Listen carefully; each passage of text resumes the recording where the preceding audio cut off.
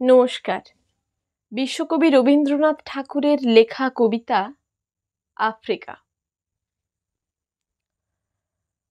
উদ্ভ্রান্ত সেই আদিম যুগে স্রষ্টা যখন নিজের প্রতি অসন্তোষে নতুন সৃষ্টিকে বারবার করছিলেন বিধ্বস্ত, তার সেই অধৈর্যে ঘন ঘন মাথা নাড়ার দিনে রুদ্র সমুদ্রের বাহু প্রাচী ধরিত্রীর বুকের থেকে ছিনিয়ে নিয়ে গেল তোমাকে আফ্রিকা। বাঁধলে তোমাকে বনস্পতির নিবিড় পাহারায়, কৃপণ আলোর অন্তঃপুরে। সেখানে নিভৃত অবকাশে তুমি সংগ্রহ করছিলে দুর্গমের রহস্য, চিনছিলে জল স্থল আকাশের দুর্বোধ সংকেত।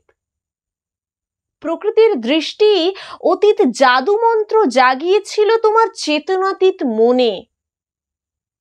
বিদ্রুপ করছিলে ভীষণকে বিরূপের ছদ্মবেশে, শঙ্কাকে চাচ্ছিলে হার বানাতে, আপনাকে উগ্র করে বিভীষিকার প্রচণ্ড মহিমায় তাণ্ডবের দুন্দুভিনী নাদে।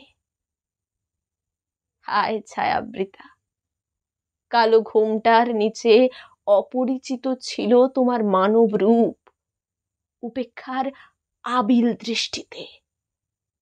এলোরা লোহার হাতকড়ি নিয়ে, নখ যাদের তীক্ষ্ণ তোমার নেকড়ের চেয়ে।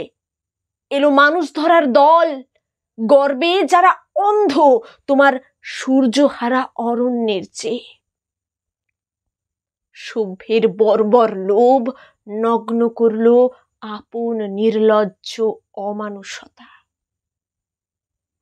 তোমার ভাষাহীন ক্রন্দনে বাষ্পাকুল অরণ্য পথে পঙ্কিল হলো ধূলি তোমার রক্তে অশ্রুতে মিশে। দস্যু পায়ের কাঁটামারা জুতোর তলায় বিভৎস কাদার পিণ্ড চিরচিহ্ন রেখে গেল তোমার অপমানিত ইতিহাসে। সমুদ্র পারে সেই মুহূর্তেই তাদের পাড়ায় পাড়ায় মন্দিরে বাজছিল পুজোর ঘণ্টা, সকালে সন্ধ্যায় দয়াময় দেবতার নামে।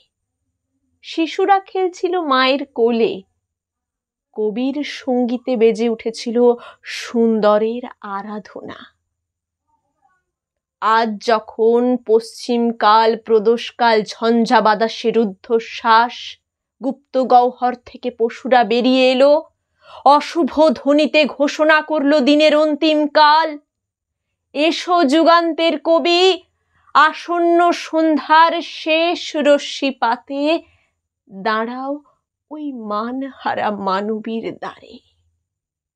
বলো ক্ষমা করো, হিংস্র প্রলাপের মধ্যে সেই হোক তোমার সভ্যতার শেষ পুণ্যবাণী।